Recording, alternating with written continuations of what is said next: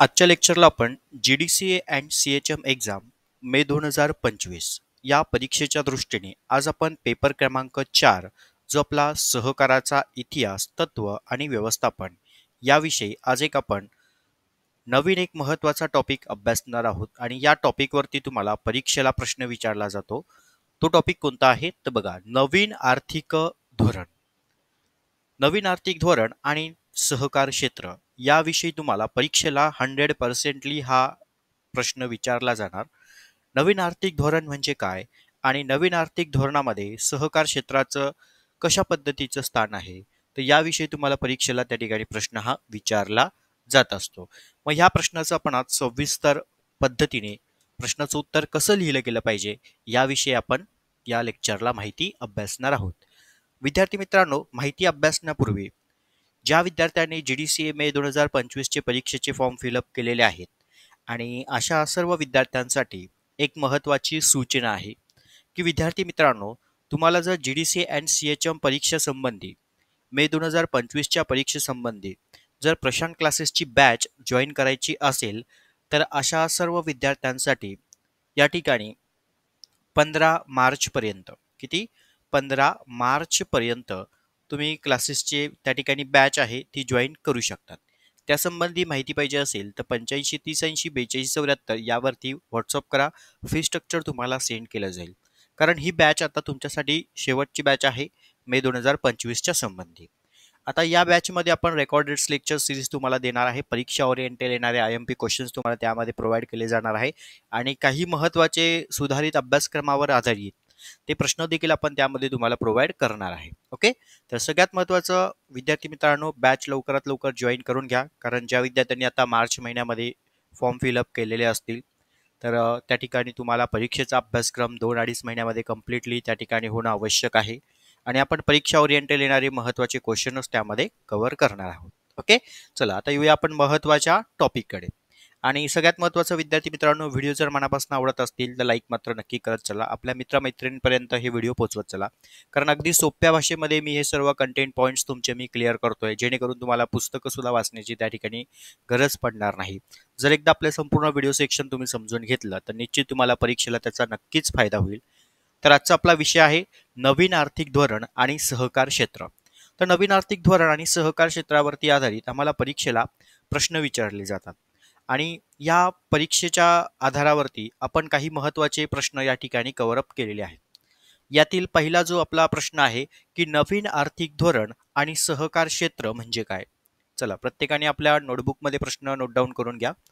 नवीन आर्थिक धोरण आणि सहकार क्षेत्र.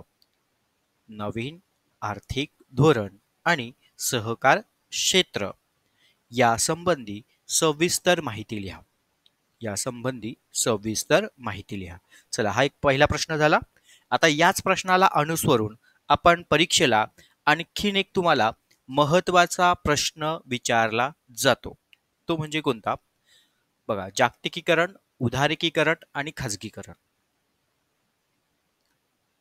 ओके, बघा आता या ठिकाणी आहे म्हणजेच उदारीकरण, खाजगीकरण किंवा जागतिकीकरण, किंवा जागतिकीकरण, खाजगीकरण किंवा उदारीकरण. ओके, या पद्धतीने तुम्हाला प्रश्न विचारला जाईल.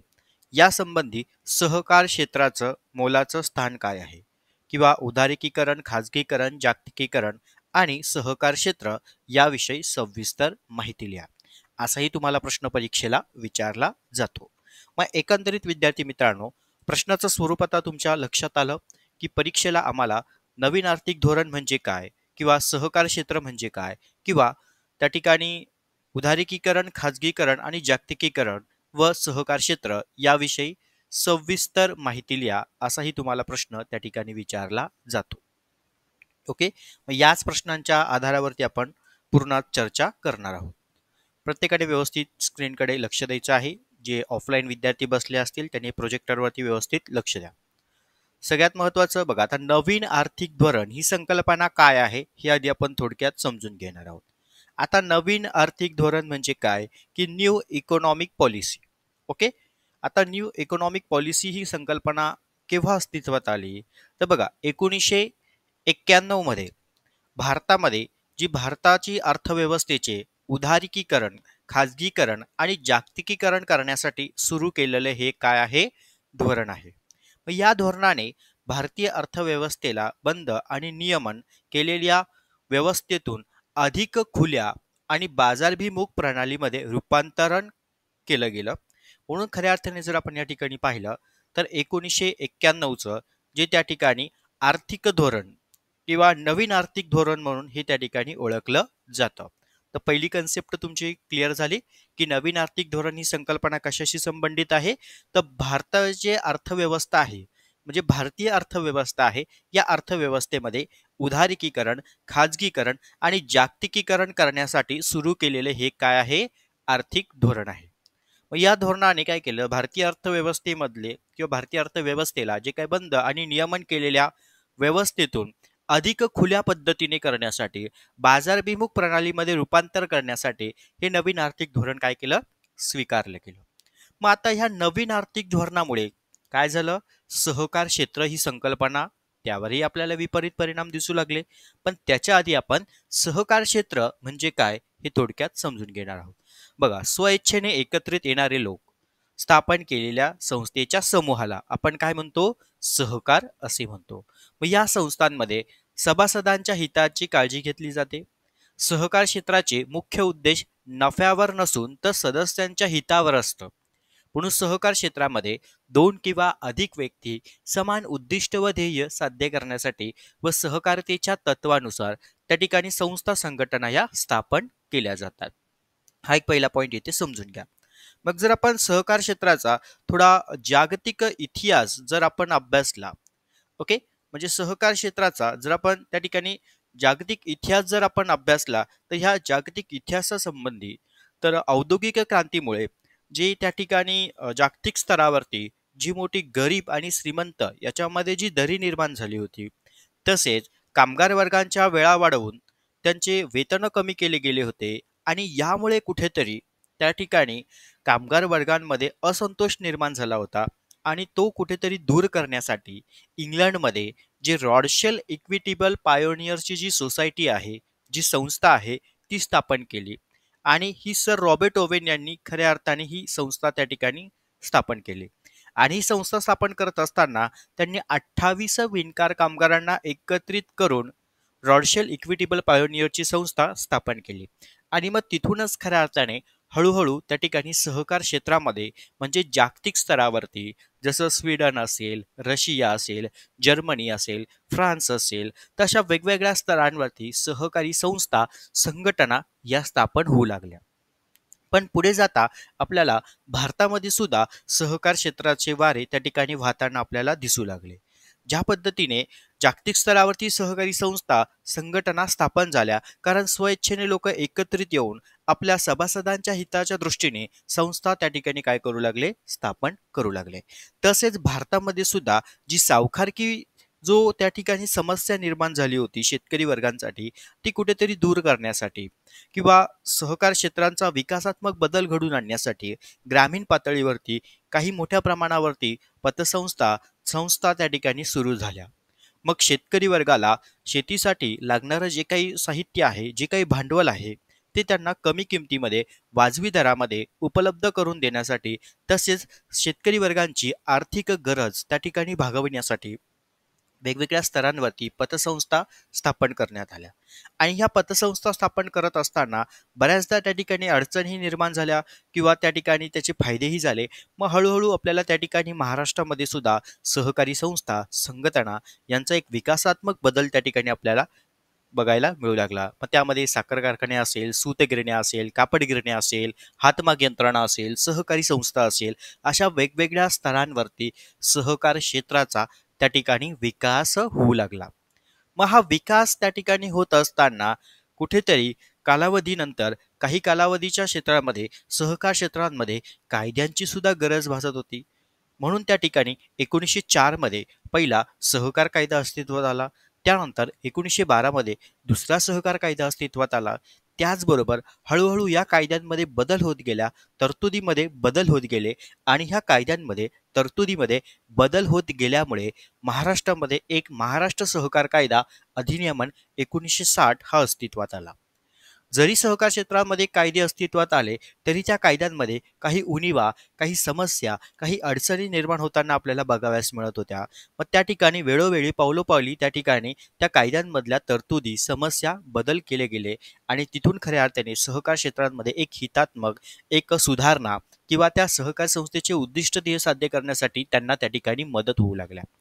पण ह्या सर्व गोष्टी घडत असताना काही कालावधीनंतर म्हणजेच नवीन आर्थिक धोरण पद्धत ही त्या ठिकाणी सुरू झाली 1991 मध्ये. जर आता तुम्ही थोडक्यात सहकार क्षेत्राचा इतिहासाविषयी अभ्यासलं तर यावरून तुमच्या लक्षात येईल की सहकार क्षेत्रामध्ये ज्या संस्था स्थापन करत होत्या त्या संस्था स्थापन करण्यासाठी सरकारचा पुढाकार त्या ठिकाणी होता.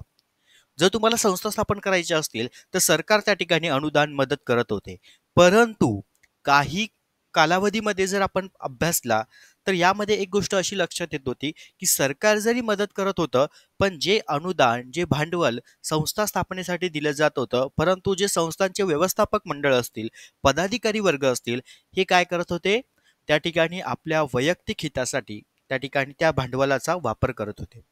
आणि ह्या वैयक्तिक भांडवलाच्या वापरामुळे काय झालं रे, तर संस्थांमध्ये जे उद्दिष्ट ध्येय होतं ते साध्य होण्यासाठी मदत होत नव्हती. कर्मचारी वर्ग कुशलतेने मिळत नव्हते. संस्थांमध्ये आर्थिक समस्या निर्माण झाल्या होत्या आणि असं कुठेतरी चालत असताना काही कालावधीनंतर म्हणजेच 1991 मध्ये एक नवीन आर्थिक धोरण पॉलिसी स्वीकारली गेली. आणि ह्या नवीन आर्थिक धोरणामुळे काय झालं रे, तर भारतामध्ये जे काही खुल्या पद्धतीने बाजार करण्याची संकल्पना अस्तित्वात आली. म्हणजे इथे कुठेतरी जर आपण पाहायला गेलं तर खऱ्या अर्थाने सहकार क्षेत्रामध्ये काही अडचणीही निर्माण होताना आपल्याला बघाव्यास मिळत होत्या. आणि ह्या अडचणी चालू असताना त्या ठिकाणी आणखीन एक महत्वाची अडचण येऊन ठेपली, ती म्हणजे कोणती, नवीन आर्थिक धोरण पद्धत. आता खुल्या पद्धतीने तर खऱ्या अर्थाने जर आपण पाहायला गेलं तर नवीन आर्थिक धोरण पद्धत ही सहकार क्षेत्राच्या दृष्टीने एक त्या ठिकाणी फायदेशीरच होती. परंतु त्या ठिकाणी संस्थेकडे असणारं अपुरं भांडवल, अयोग्य व्यवस्थापन, अकुशल कर्मचारी वर्ग यांच्या ह्या अभावामुळे काय झालं, योग्य पद्धतीच्या संस्थांचा विकासच त्या ठिकाणी होऊ शकला नाही. मग अशा परिस्थितीमध्ये सहकार क्षेत्र या नवीन आर्थिक धोरणामध्ये टिकाव धरून त्या ठिकाणी अशक्य होतं. मग त्याच्यासाठी सहकार क्षेत्राला नवनवीन तंत्रज्ञान विकसित करणं गरजेचं आहे. त्याचबरोबर सहकार क्षेत्रामध्ये नवीन कुशल कामगारांची भरती करणं गरजेचं आहे. व्यवस्थापक मंडळांमध्ये रचना करणं गरजेचं आहे. हे तुम्हाला परीक्षेला त्या ठिकाणी विचारलं जातं की सहकार क्षेत्राचं नवीन आर्थिक धोरणांमध्ये असणारं महत्त्वाचं स्थान काय आहे. तर त्यामध्ये तुम्ही फायदे आणि तोटे ही दोन्ही संकल्पना त्यामध्ये लिहू शकतात. मग आता 1991चं औद्योगिक धोरण स्वीकारल्यामुळे काय झालं रे, तर खुली बाजारपेठ अस्तित्वात आली आणि या खुली बाजारपेठ अस्तित्वात आल्यामुळे नवनवीन विदेशी कंपन्या, संस्था त्या ठिकाणी भारतामध्ये स्थापन होऊ लागल्या. आणि ह्या भारतामध्ये स्थापन झाल्यामुळे सहकार क्षेत्राला कुठेतरी एक अडचणी निर्माणी त्या ठिकाणी होऊ लागल्या. तर काही सहकारी संस्थांच्या बाबतीमध्ये एक विकासात्मक बदलही आपल्याला त्या ठिकाणी घडताना बघावयास मिळत होता. म्हणजे ज्या संस्थेचं भांडवल जास्त आहे ते नवनवीन तंत्रज्ञान घेऊन आपल्या संस्थांमध्ये विकासात्मक बदल घडवून आणत होते. तर काही संस्थांकडे भांडवलची कमकुवत होती, कमी प्रमाणामध्ये होते, तर त्यामुळे त्या संस्थांचा योग्य पद्धतीने विकासच झाला नाही. म्हणजे आपण ह्या ठिकाणी अभ्यास काय करतोय की नवीन आर्थिक धोरण आणि सहकार क्षेत्र या दोघांमध्ये जे त्या ठिकाणी निर्माण झालेली समस्या असेल, वाद असेल किंवा फायदे असतील किंवा तोटे असेल याविषयी आपण चर्चा करतोय. आणि आता आपण पुढच्या सेक्शनमध्ये ज्या नवीन आर्थिक धोरणांमध्ये ज्या पॉलिसी राबवल्या गेल्या होत्या, म्हणजे उदारीकरण म्हणजे काय, खाजगीकरण म्हणजे काय आणि जागतिकीकरण म्हणजे काय, हे आता आपण यामध्ये थोडक्यात समजून घेणार आहोत. चला, प्रत्येकाने व्यवस्थित स्क्रीनकडे लक्ष द्यायचं आहे. तर बघा, भारतामध्ये 1990च्या दशकाची समाप्तीनंतर आर्थिक उदारीकरणाचे वारे वाहू लागले होते. मग अर्थात यामध्ये जर पाहायला गेलं असता तर देशावरती ओढावलेल्या आर्थिक संकटाची त्या ठिकाणी जी काही गडद पार्श्वभूमी होती, भारतातले जे नरसिंहराव सरकार तत्वेवरती आधारल्यानंतर त्यांच्या काळामध्ये वित्तमंत्री जे होते डॉक्टर मनमोहन सिंग यांच्या मार्गदर्शनाखाली सन 1991 पासून आर्थिक उदारीकरणाची या ठिकाणी काय झाली, सुरुवात झाली. म्हणून आर्थिक उदारीकरणामध्ये घेण्यात आलेल्या निर्णयांमध्ये ज्या परावलंबासंबंधीची जी काय राज्याची जी समाप्ती झाली, त्यानंतर विविध करांच्या दरामध्ये घट, परकीय गुंतवणुकीच्या परवानगी, सार्वजनिक क्षेत्राच्या एकाधिकाराशी संबंधी अंत, पायाभूत सुविधा, उत्पादन क्षेत्र, खाजगी गुंतवणुकीला प्रोत्साहन, बाजारपेठांमध्ये मुक्तकीकरण असे अनेक अत्यंत महत्त्वाचे निर्णय या 1991च्या औद्योगिक जे काही 1991चं जे काही आर्थिक धोरण आहे, या आर्थिक धोरणामध्ये घेण्यात आले. मग आज भारताच्या आर्थिक महासत्ता आणि जागतिक महासत्ता बनवण्यासाठी चाललेल्या दृढ वाटचालीचे बीज आपल्याला ह्या आर्थिक धोरणामध्ये दिसू शकतात. मग आता नवीन आर्थिक धोरण प्रामुख्याने पुढील गोष्टींवरती आधारलेलं होतं. तर ते कोणतं आहे? त्यातील पहिलं जे आहे ते म्हणजे सहकार क्षेत्राशी संबंधित, तसेच नवीन त्या ठिकाणी अर्थव्यवस्थेच्या संबंधित पहिलं जे होतं ते उदारीकरण. बघा, उदारीकरण म्हणजे काय? परीक्षेला आपल्याला फक्त यांच्या बेसिक माहिती आणि कन्सेप्टच लिहायचा आहे. प्रत्येक विद्यार्थ्यांनी हे लक्षात घ्या. उदारीकरण म्हणजे काय? की व्यवसाय सुरू करण्यासाठी प्रत्येकाने हवं तर पूर्ण लेक्चर ऐकून घेतल्यावरती, हा व्हिडिओ पूर्ण समजून घेतल्यावरती तुम्ही तुमच्या नोटबुकमध्ये ह्या सगळ्या गोष्टी नोट डाऊन करून घ्यायच्या आहे, की जेणेकरून लिहिल्यावरती तुम्हाला त्याचा नक्की फायदा होईल. उदारीकरण म्हणजे काय? तर बघा, व्यवसाय सुरू करण्यासाठी आवश्यक प्रक्रियेवरील शासकीय नियंत्रण आणि निर्बाधितेमधील घट किंवा व्यवसायातील प्रवेश मार्गाने सुलभीकरण हो, या संकल्पनेवर आधारित म्हणजेच उदारीकरण. यामध्ये प्रामुख्याने पुढीलपैकी गोष्टींचा अंतर्भाव होत गेला. यामध्ये काय असणार आहे? परवानांना पद्धतीचा अंत, सार्वजनिक क्षेत्राच्या विशिष्ट व्यवसाय किंवा उद्योगावरील एकाधिकारांचा अंत, आयात निर्याती करावरील घट, थेट परकीय गुंतवणुकीला मान्यता, वैयक्तिक तसेच कंपनी कर दरामधील घट, आर्थिक आणि राजकोषीय धोरणातील बदल आणि मुक्त बाजारपेठांची निर्मिती. एवढी कन्सेप्ट तुम्हाला उदारीकरणामध्ये लिहायची आहे. त्यानंतर पुढची जी कन्सेप्ट आहे ती आहे खाजगीकरण. बघा, खाजगीकरण म्हणजे काय असणार आहे? तर सार्वजनिक किंवा शासकीय क्षेत्रातील उद्योग व्यवसायांच्या मालकीची खाजगीकरण क्षेत्राकडे होणारी हस्तांतरण होय. म्हणून सार्वजनिक अथवा शासकीय उद्योग व्यवसायांचे व्यवस्थापन खाजगी क्षेत्राकडे सोपवणे, तसेच सार्वजनिक अथवा शासकीय उद्योग व्यवसायांच्या कामाचे खाजगी क्षेत्राकडे होणारे आउटसोर्सिंग यांचा सुद्धा खाजगीकरणाच्या संज्ञेमध्ये समावेश होत असतो. मग यामध्ये दिलेले आहे सार्वजनिक उद्योगांच्या मालकीचे खाजगी क्षेत्राकडे हस्तांतरण होणं आणि खाजगी क्षेत्राच्या वाढीला प्रोत्साहन देणं. एवढी कन्सेप्ट तुम्हाला खाजगीकरणामध्ये लिहायची आहे. त्यानंतर पुढची कन्सेप्ट आहे तिसरी, जागतिकीकरण. बघा, देशाच्या अर्थव्यवस्थेचे जागतिकीकरण अर्थव्यवस्थेबरोबर करण्यात आलेले एकत्रीकरण म्हणजेच जागतिकीकरण होय. सदर प्रक्रियेमध्ये जर आपण पाहायला असता तर देशातील बाजारपेठांचा आंतरराष्ट्रीय बाजारपेठांमध्ये रूपांतर होते. तसेच वस्तू आणि सेवा उत्पादन, वितरण, विपणन अशा गोष्टींचे हे आंतरराष्ट्रीयकरण होते. जागतिकीकरणामध्ये पुढील गोष्टींचा अंतर्भाव होतो. तंत्रज्ञान, भांडवलाचे मुक्त हस्तांतरण, व्यापार प्रतिबंधक पद्धतीने नियमांचं उच्चाटन, बहुराष्ट्रीय व आंतरराष्ट्रीय कंपन्यांना बाजारपेठामध्ये उतरण्यास परवानगी देणं आणि आंतरराष्ट्रीय कंपन्यांसोबत संयुक्त उपक्रमाचं प्रोत्साहन देणं. एवढी कन्सेप्ट तुम्हाला जागतिकीकरणामध्ये लिहायची आहे. अगदी शॉर्टमध्ये सांगितलेली आहे.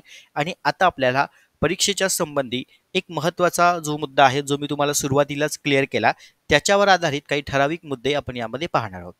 बघा, आता नवीन आर्थिक धोरण आणि सहकार क्षेत्र याविषयी आपण थोडक्यात चर्चा केली होती सुरुवातीला. आणि या संकल्पनेवरचा विचार केला असता आपल्याला सहकार क्षेत्राची ताकद असणारे जे काही ग्रामीण व कृषी क्षेत्राच्या विकासाकडे सदर धोरणांमध्ये करण्यात आलेले दुर्लक्ष हा एक पॉईंट या ठिकाणी आपल्याला बघायला मिळतो. म्हणून आर्थिक धोरणांचा उत्पादन, प्रक्रिया, सेवा तसेच वित्तीय क्षेत्रात काम करणाऱ्या ज्या सहकारी क्षेत्रावरील संस्थांना मूलगामी परिणाम त्या ठिकाणी होणारे हे निश्चित होतं. म्हणून नवीन आर्थिक धोरण सहकार क्षेत्राच्या संबंधी म्हणजे सहकारी क्षेत्रासाठी केवळ एक संकटच नव्हे तर एक नव्याने संधी सुद्धा घेऊन आलं होतं. मात्र सहकारी क्षेत्रामध्ये निर्माण झालेल्या अंगभूत कमकुवतपणामुळे अशा संधींचा लाभ मोठ्या प्रमाणामध्ये घेण्यात सहकारी संस्थेला त्या ठिकाणी अपयशी ठरल्या. मग या ठिकाणी तुम्हाला परीक्षेला आणखीन एक प्रश्न विचारला जातो, तो म्हणजे काय? की नवीन आर्थिक धोरणामध्ये सहकार क्षेत्राचं अपयशी होण्याचं कारण.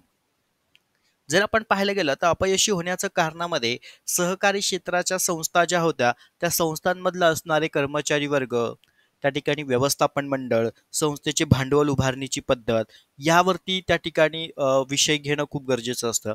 कारण यामध्ये सगळ्यात महत्त्वाचं संस्था जर आपण विचार करायला गेलो, म्हणजे 1991च्या आधीच्या कालखंडाचा विचार करायला गेलो, तर संस्था स्थापन करण्यासाठी सरकार त्या ठिकाणी मदत करत होतं, सरकार अनुदान देत होतं आणि ह्या अनुदानाचा संस्था अयोग्य पद्धतीने वापर करत होते. त्यामुळे कुठेतरी ह्या समस्या निर्माण होताना आपल्याला बघावयास मिळत होत्या.